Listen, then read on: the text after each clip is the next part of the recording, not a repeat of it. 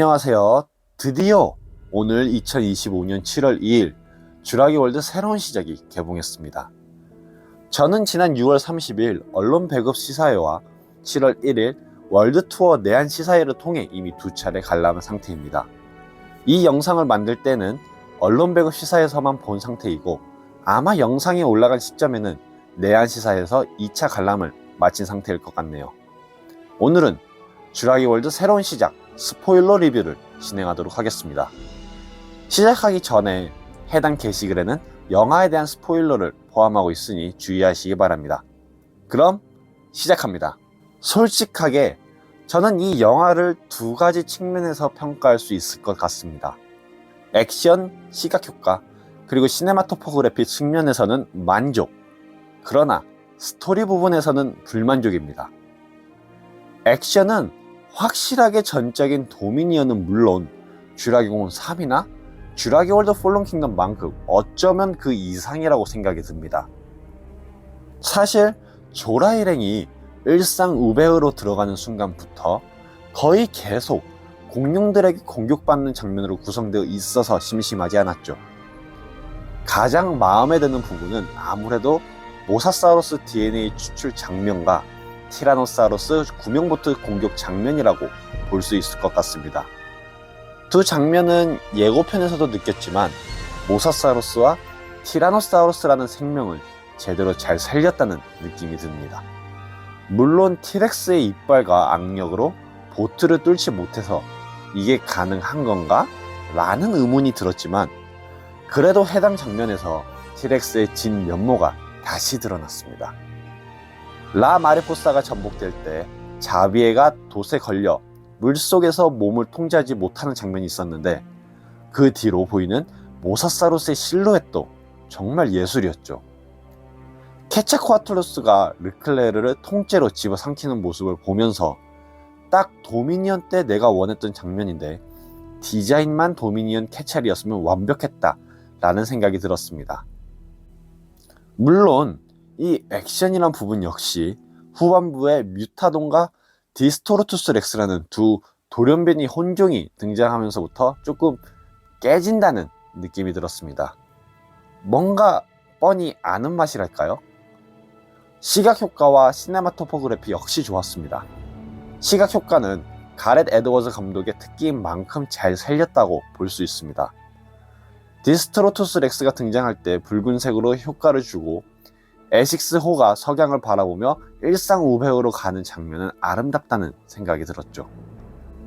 물론 시네마토포그래피 같은 경우 개인적으로는 폴런 킹덤이 가장 최고라는 생각이 들었습니다.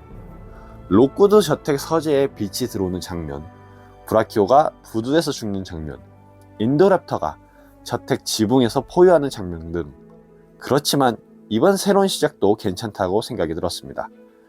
티타노사우루스 계곡 장면도 부드럽다고 생각이 들고 그 장면을 보는 순간에 제 심정은 루미스 박스의 표현과 동일하더군요. 그렇지만 그 외 측면, 특히 스토리에서는 꽤 불호였습니다. 사실 공룡 영화에서 심오한 스토리를 기대하면 안 되는데 이번 영화는 무미건조하고 쥬라기 공원 3과 쥬라기 월드 도미니언에서 했던 실수 하나씩을 그대로 가져왔습니다. 첫 번째는 설명 없는 설정입니다. 개봉 전까지 매우 크게 다루었던 존재 중 하나가 바로 돌연변이 혼종 디스토르투스 렉스죠. 디렉스와 뮤타도는 인젠이 쥬라기 월드에 전시할 새로운 볼거리를 만들다가 태어난 존재로 훗날 인도미누스 렉스와 인도랩터의 포석이 되는 녀석들입니다. 사실 작년에 이 정보를 보고 여담으로 스콜피오스 렉스의 위치가 엄청 애매해졌습니다. 디스토르투스 렉스는 프로덕션 노트에서는 단순히 티라노사우루스의 다른 동물의 DNA를 섞어서 만든 녀석이라고 했지만 7월 1일 공개된 인터뷰에서 데이비드 코앱은 녀석이 용광류와 티라노사우루스 렉스가 섞인 것으로 의도했다는 뉘앙스로 말했습니다. 그렇게 해서 커다란 몸집을 가지게 된 것이죠. 오프닝에서는 디렉스를 주요 메인 공룡으로 다루는 것처럼 보였습니다. 그러나 영화 내내 디렉스에 대해서는 암시가 되지 않고 끝에 갑자기 다시 등장하는 게 전부였죠. 디렉스가 무엇인지, 어떻게 인젠이 녀석을 만들게 되었는지를 주인공들을 통해 관객에게 전달하지 않았습니다. 마치 쥬라기 공원 3에서 인젠 리스트가 무엇인지 언급하지 않고 연구실을 잠깐 보여주고 끝난 것과 똑같았죠. 그리고 연구실을 제대로 보여주지 않아서 뭔가 스케줄이 타이트한 관광을 온 기분이었습니다. 더 둘러보고 싶은데 볼 수 없는 느낌이었죠. 설명 없는 설정, 이는 도미니언에서 했던 실수로 똑같이 이어집니다. 바로 단순 액션의 반복입니다. 사실 액션은 긍정적 요소였습니다. 그렇지만 문제는 도미니언 때처럼 새로운 시작 역시 새로운 장소로 이동, 공룡 1의 공격, 장소 이동, 공룡 2의 공격, 이것의 반복이었죠. 모사사우루스와 스피노사우루스, 티라노사우루스 렉스, 티타노사우루스, 케체코아틀로스, 뮤타돈, 디스트로투스 렉스. 핵심이 되는 공룡이 없었습니다.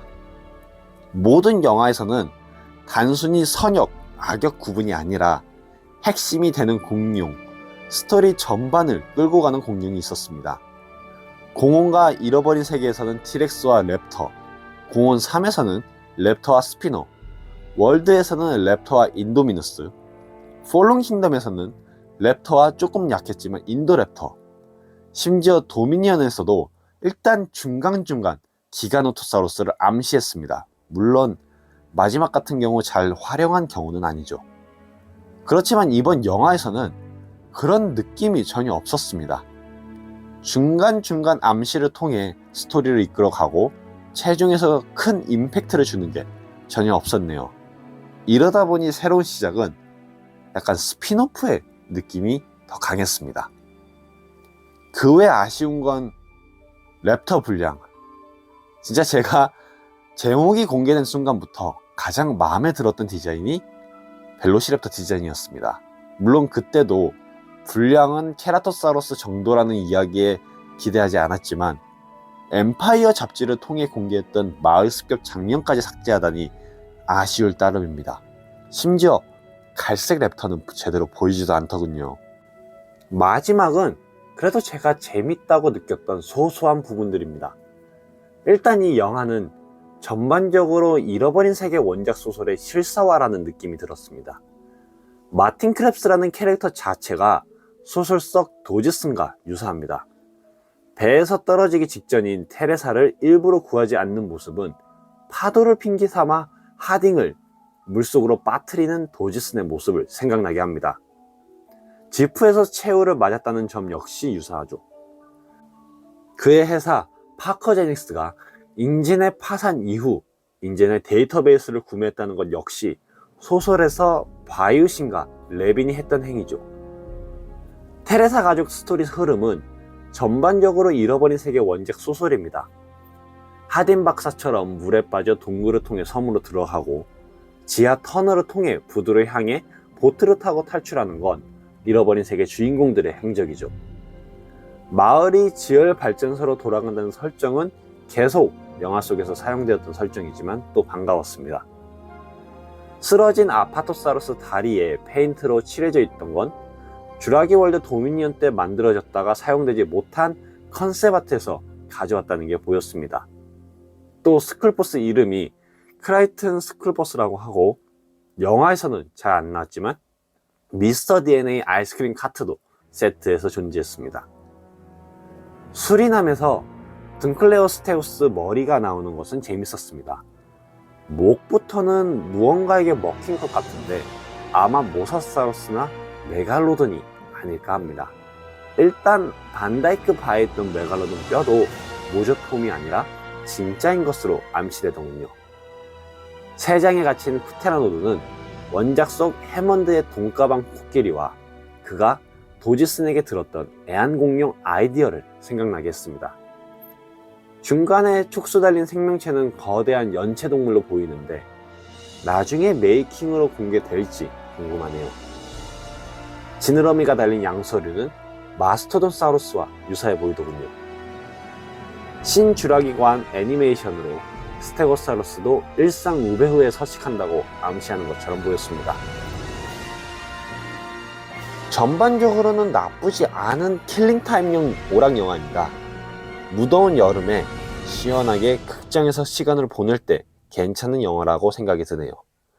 그렇지만 스토리를 기대하고 간다면 실망할 수도 있는 영화입니다. 도미니언보다는 괜찮지만 오히려 스토리 측면에서는 폴른 킹덤이 저한테 더 와닿았습니다. 물론 이것은 제가 폴른 킹덤을 좋아하는 주관적 견해가 섞여서일 수도 있습니다. 제 선호도를 그래서 나열해 보자면 쥬라기 공원, 잃어버린 세계, 폴른 킹덤과 쥬라기 월드, 쥬라기 공원 3, 새로운 시작, 도미니언, 이 순서가 될 것 같네요. 그래도 영화는 어디까지나 주관적 견해가 들어가는 부분이기에 제 리뷰는 참고 정도로만 생각해 주시면 감사하겠습니다.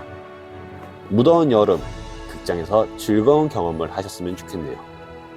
쥬라기 월드 새로운 시작은 현재 극장에서 상영 중입니다. 오늘의 영상은 여기서 마치겠습니다. 감사합니다.